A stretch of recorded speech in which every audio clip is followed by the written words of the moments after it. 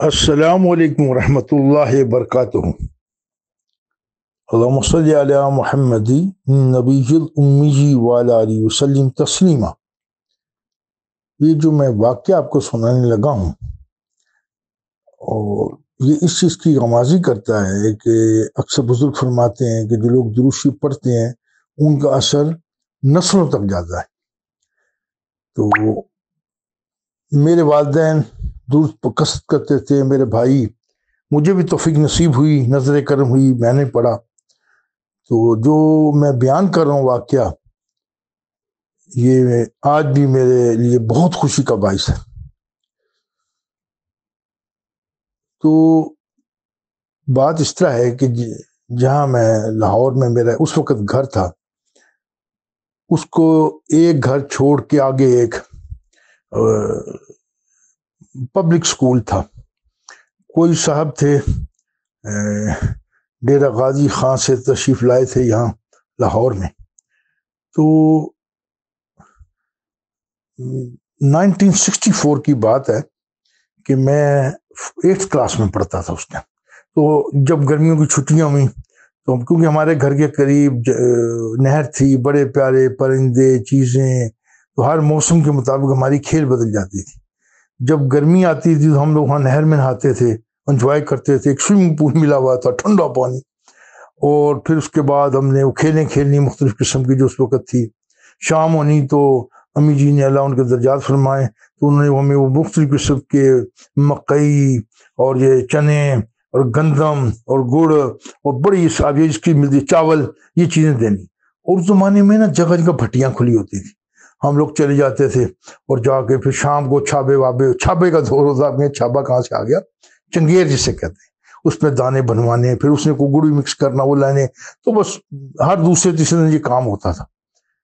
تو یہ میں نے اس لیے بیان کیا آپ کے لیے کہ اس کے بعد سارا دن ہم سب کھیل کھیلتے تھے۔ گھر منع بھی کرتے تھے کہ نہر میں کیلے نہ جاؤ، ڈوب جاؤ گے۔ وہ لوگ مرتے بھی، ڈوبتے بھی تھے۔ اور کہانی بھی مشہور تھی کہ لاہور برانچ جو لاہور کی نہر ہے، یہ ہر سال میں 7 بندے لیتی ہے، اس طرح باتیں بنی۔ بال یہ میں نے اس میں بیان کیا کہ اس وجہ سے ماں باپ اکثر کہتے تھے کہ بچے، ہم بھی انجوائے کرتے تھے۔ گرمیوں کی چھٹیاں آپ سب جو سن رہے ہیں ان کو پتہ ہے کتنا اس میں انجوائمنٹ ہوتی ہے، ہر کا اپنا طریقہ ہوتا ہے۔ میرا جو عمر تھی وہ علی 8th کلاس کی، اس میں یہی تھا، کرکٹ شروع ہو جانا، تو پھر وہ بعد ہاکی شروع ہو جانی، پھر کھدو کھنڈی شروع ہوئی نہیں۔ پھر ہم نے ایک بال بنا کر رات کو اس کے مٹی کا تیل ڈال کے سیبے وغیرہ اس پر لگا کے اس سے آگ میں کھیلنا۔ کیا بتائیں، جو کھیلیں ہمارے زمانے میں تھیں، آج کل تو لوگ بچے تصور بھی نہیں کر سکتے۔ تو وہ ہم نے کھیلے۔ ہوا یہ کہ جناب اس وقت میری والدہ محترمہ نے بڑے بھائی کو کہا کہ اس طرح کی اس کو نہ دن کے وقت یا شام کو ہوتی تو یہ وہ اسکول میں داخل کرا دیں اس کو ٹیوشن پڑھنے کے لیے۔ تو اسکول میں داخل اس طرح تھے کہ وہ شام کو ٹیوشن پڑھتے تھے۔ تو وہ میرے استاد محترم، صرف میں میتھ پڑھتا تھا، انگلش میتھ، کچھ لکھائی درست کرنی، اس طرح 2 کے مضمون پڑھتے، اس ٹائم ذرا میتھ ہوتا تھا اور انگلش۔ تو 8ویں جماعت میں وہ پڑھتا تھا میں۔ تو 2 مہینے کی ہمیں ہوتی تھی، اب تو خیر 3 مہینے کی بھی ہو جاتی ہیں۔ 2 مہینے کی چھٹیوں میں 2 مہینے محترم ملک صاحب تھے وہ، اور وہ ڈیرہ غازی خان سے یہاں تشریف لائے تھے یہاں لاہور میں۔ نام ان کا تھا اللہ ڈیوایا۔ تو کسی نے انہیں کہا بھی کہ آپ اس طرح شہر میں آگے، اب آپ یہاں ہیں اور آپ نام تبدیل کر رہے ہیں۔ پھر انہوں نے اپنا نام رکھا ملک زبیر، تبدیل کیا۔ انہیں گرامر کی بکیں بھی لکھی انگلش میں، اور بڑا اچھا انداز، بڑے پیارے بڑے نیک آدمی تھے۔ کوئی 90 ایئرز کی عمر میں پیچھے کچھ عرصہ ہوا، لحظ فرما گئے، اللہ ان کے درجات بلند فرمائیں۔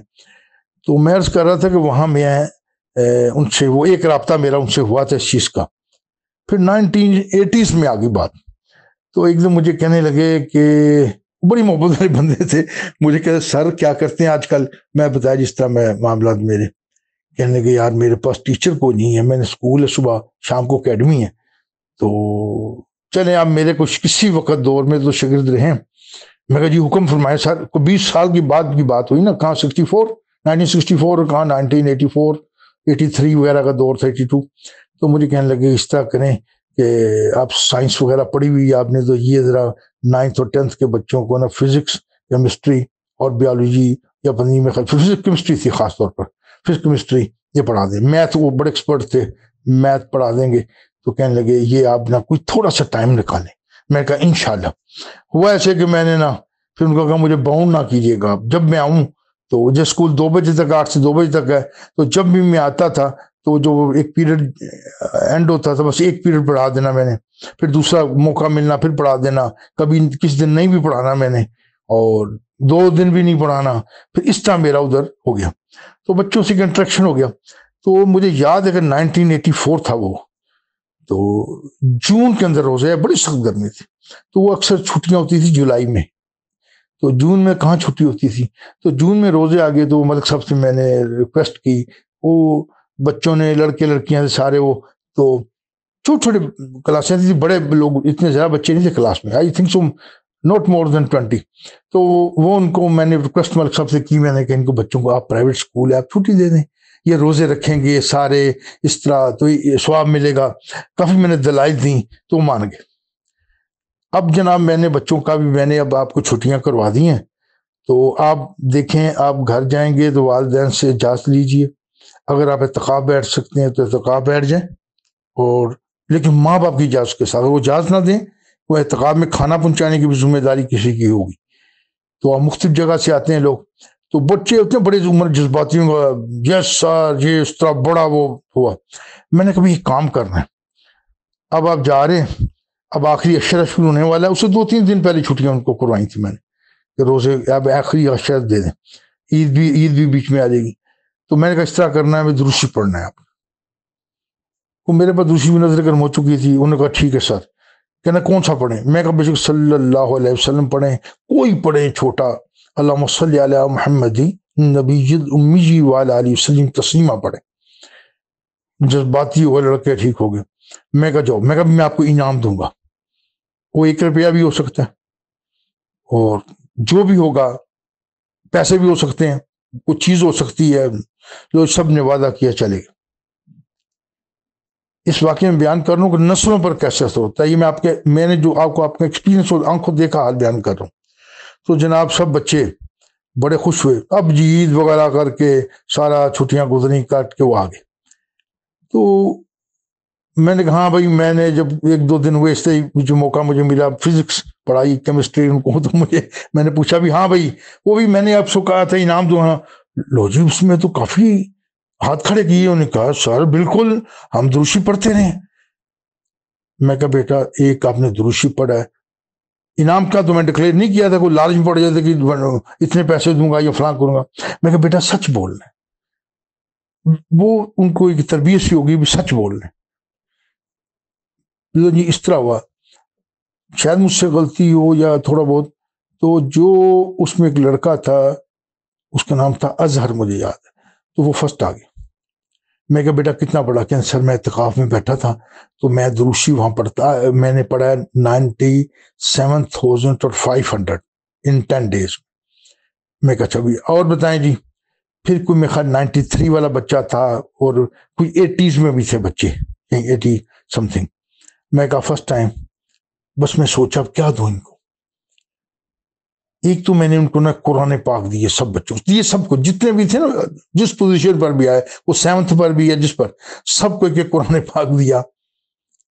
وہ جو فرسٹ ہے اس کو میں نے کپ دیا ایک، اور اس سے کچھ 2-3 چیزیں نا ایسے میں نے دی. اب وہ جناب وقت آ گیا، چلا گیا. اب کوئی I think so 2000 some thing کی بات ہے کہ مجھے کسی پرانے گھر سے کافی ہم گھر چینج کیے، کیونکہ حضور والد محترم رضی اللہ عنہ کا کول تھا کہ میں نے گھر آگے بنایا ہے اور میں نے دنیا میں گھر نہیں بنانا. ایون کوئی والدہ صاحب فرماتی کمیٹی کی بات ہوئی کہ میں کمیٹی اللہ کے پاس ڈالی وہیں نکلنی ہے میری. یہ 2 جملے ہمارے تاریخی ان کے والد صاحب کے ہیں، اور ہمارے پورے خاندان میں کوئی یہ کام کرے اگر تو بات کو راس بھی نہیں آتی ہے، خصوصاً کمیٹی. تو بات درست بھی ہو رہی. بڑی دیر بعد وہ مجھے خیر ملاقات ہوئی، داڑھی رکھی، اتنا پیارا بچہ مجھے لگے. کہنے لگے جی میں تو ڈھونڈ کے تھک گیا آپ کو. تو میں کہا بیٹا یہ مسافر خانہ دنیا آپ سے اس نے فرمایا ہے، تو یہاں دنیا مسافر ہیں، تو کیونکہ گھر والا سب نہیں بنایا، تو جب پاکستان بنا تو اس نے بھی لوگ لا کے دیتے تھے، تو ویسا فرماتے تھے میں نے اتنے مربے چھوڑے ہیں، فیصل آباد میں زمینیں تھی ساری، تو میں نے یہ دنیا میں والدہ صاحب کی وہ کافی تھی وہ زرعی زمینیں، وہ بھی نہیں انہوں نے لی. کہنے لگے والدہ صاحب کو یہ سمجھ جاتے تھے نہیں اپنی بیوی کو کہ میں نے آگے گھر بنایا. تو وہ جناب مختصر یہ ہوا. کہنے لگا سر آپ نے، میں فرسٹ آیا تھا اس طرح کا، بہت تم کیا چیزیں. کہنے لگا مجھے لگتا ہے کہ میری عمر 23 یا 24 ایئر کی ہوئی، میں سروس کر رہا تھا، تو مجھے یکدم ایک دن خیال آیا کہ قرآن حفظ کر. اب میں جس مسجد میں جا رہا ہوں، جہاں جا رہا ہوں، اور کوئی ہاتھ ہی نہیں پکڑا.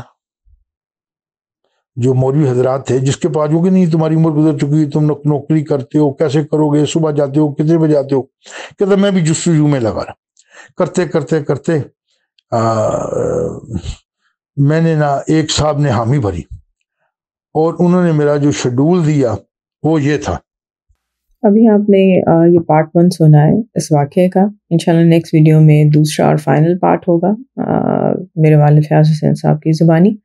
الصلاۃ والسلام علیکم یا رسول اللہ صلی اللہ علیہ وآلہ وسلم. السلام علیکم ورحمۃ اللہ وبرکاتہ.